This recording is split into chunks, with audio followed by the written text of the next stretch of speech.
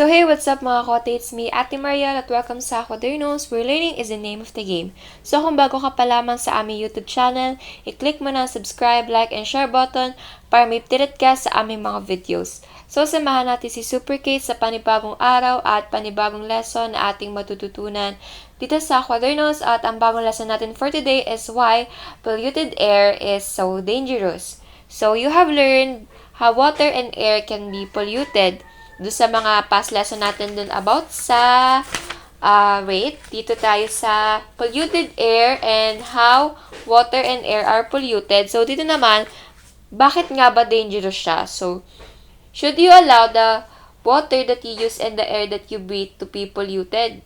Siyempre, hindi. Kasi meron itong adverse effects sa atin and meron din sa animals.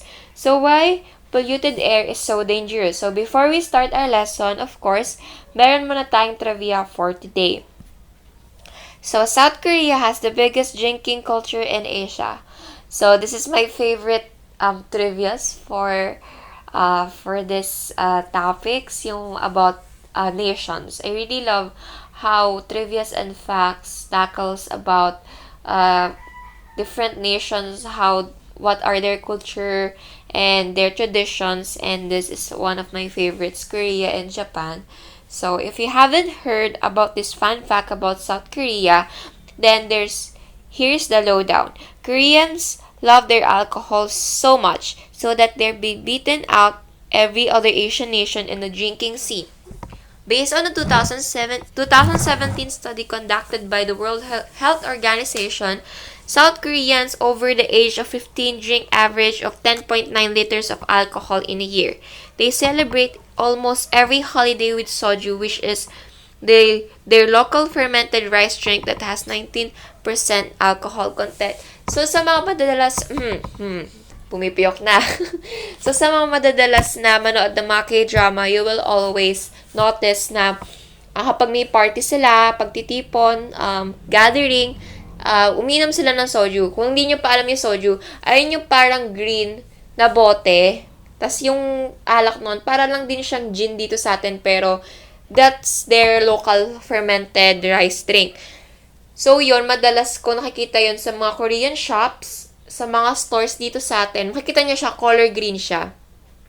Of course, hindi yan pwede sa mga below 18 years old, so it was very restricted, and of course, we must lessen din yung intake ng alcohol sa ating katawan dahil syempre masama naman din palagi na magkaroon ka ng masyadong alcohol, yung masyado ka umiinom. But yung mga Korean age na over 15 years old, they drink over 10.9 liters every year. So, gaano karami yun? So, ayan ang ating trivia for today. So, South Korea has the biggest drinking culture in Asia. You will notice it talaga sa mga Korean dramas, how they will eat, yung mga ganyan, yung mga pagpunta nila, pag umorder sa chicken at beer, kapag pumupunta ka sa mga shops dyan, sa mga restos, sa mga kainan doon sa Korea, hindi mawawala yung soju. So, ayun. So, dito na tayo sa ating lesson proper. So, why polluted air is so dangerous? How do you feel when you inhale air with thick smoke? Siyempre, parang sakit sa parang hindi sakit sa ilong, parang hanggang sa baga mo, parang ramdam na ramdam mo yung usok. How do you feel when you inhale the smoke that comes from the buses or jeepneys? So, syempre, nakakasulasok din yung amoy nun. Can you breathe freely in the dust road or in a place where insecticides and chemicals are being sprayed? Of course, no. Parang maaano ka dun parang yung hindi ka talaga makakahinga kasi nga hindi talaga gusto nung pang-amoy mo or hindi talaga makakaya ng pang-amoy mo yung ganong scenario. So, hindi talaga. It's very dangerous for us. Lalong-lalo natatamaan ito yung respiratory system natin, yung lungs talaga. So, some of the impurities in the air such as soot and dust make clothes, curtains, and other materials dirty. Kaya nagagalit yung mga nanay natin kapag may nagsusunog kasi nga humahawa yung amoy ng usok sa damit. Kaya kapag nakikita na nila na may nagsisiga, so tinatanggal talaga nila yung damit nila sa labas kasi nga dumidikit yung amoy ng usok sa damit. Kaya galit yung mga nanay natin kapag may nagpapausok. So, ayan. When the air has no such impurities, it is dangerous to people, animals, and plants. So, lahat ng living things dyan affected. So, super sama niyan sa atin, sa plants, sa animals, and sa tao. So, dito naman tayo. Have you experienced eye trouble because of smoke?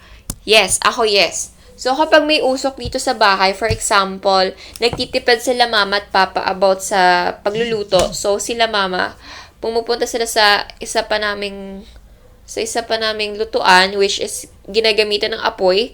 And kapag umaapoy siya, pumupunta siya dito sa loob ng bahay sometimes kapag super lakas ng apoy and super lakas ng usok.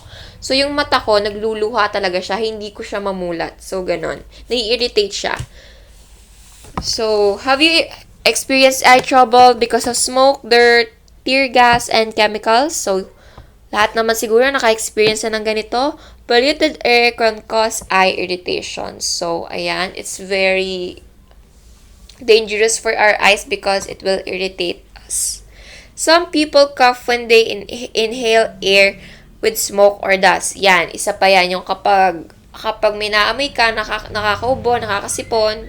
So, mahirap talaga sa may allergy na may ganitong scenario na mangyayari. So, others develop asthma because of certain materials they inhale like plant pollens and dust. Asthma is a kind of allergy. So, I never experienced kind of asthma, but it's very parang, kasi may classmate akong ganyan eh. So, sometimes, dinadala niya yung inhaler niya. May inhaler siya. Minsan hindi siya pumapasok. So, feeling ko nakaka-stress, nagkaroon ng asthma, and super dangerous din para sa kanila na pumunta sa mga ganitong lugar. Kaya iwas na iwas din yung kaklase kong yon sa usok, sa mga dust, kasi nga, alam niyo, nakaka-trigger siya ng asthma. So, next.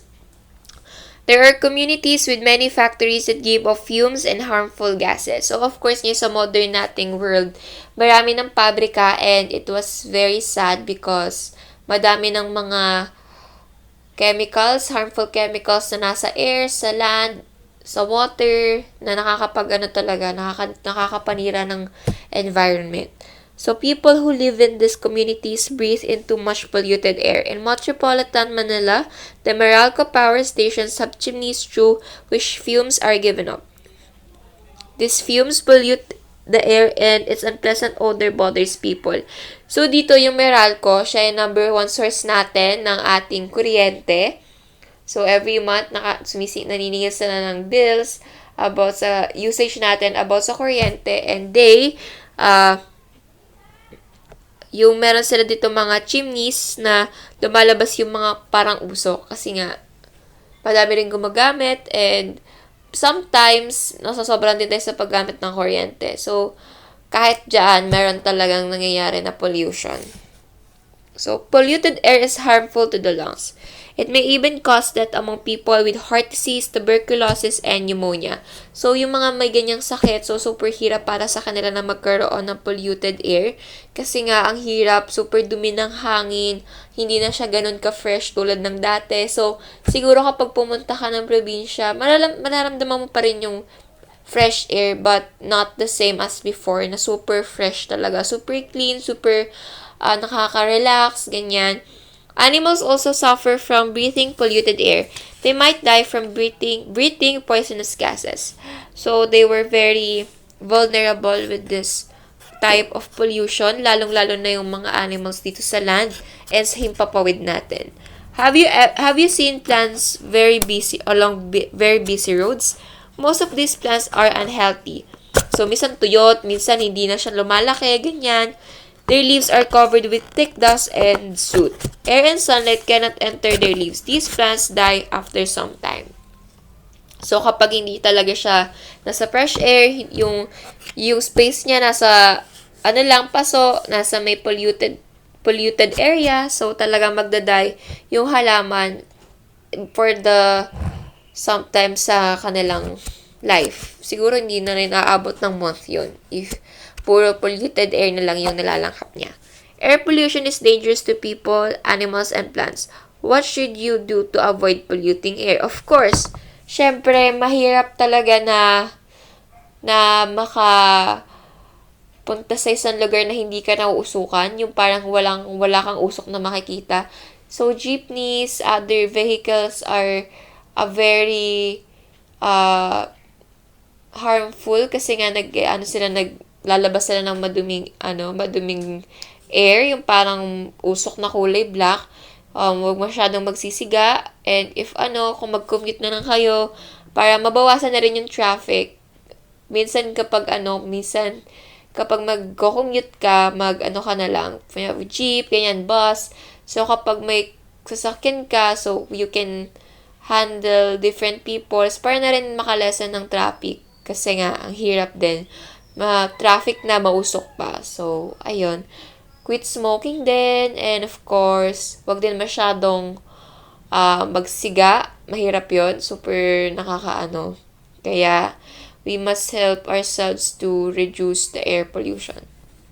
So, take care, have a great day, and God bless. So, click the thumbs up button if you like this video, and leave a comment down below if you have suggestions, clarifications, and questions about our future videos.